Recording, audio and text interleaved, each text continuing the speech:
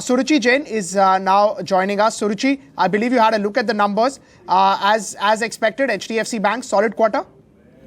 Yes, absolutely. And I think it's also marginally better because we were expecting a 3,200 crore number and it's, 3,350. So it's marginally better.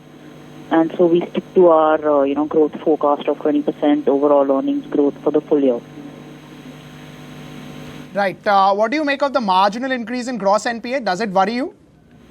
No, I think it's, under 1%. And I think given that the RBI did do a review across banks, the marginal increase I don't think is a permanent increase.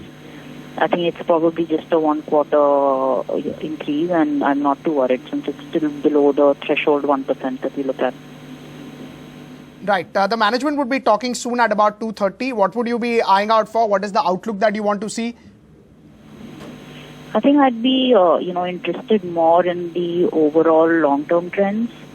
So where are they seeing sustained growth and whether that's something they can tap into continually for the coming years, not just the quarters. Also in terms of overall margins, where do they see margins moving? Given that, interest rates could go down a little further, how are they protecting themselves against that?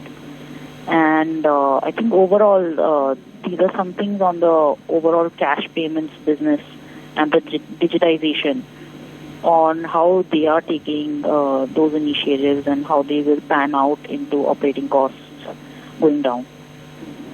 Right. HDFC Bank was earlier growing at 30%, but now do you think the street is expecting them to grow at 20%? So a 20% number can also lead to re-rating, or it's broadly in the price?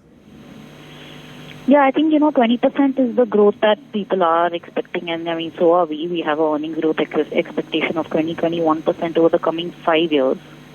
We do see that it is trading marginally below our fair value estimate. Our fair value estimate is 1130. So we see some upside in HDFC Bank, and, it's currently recommending it.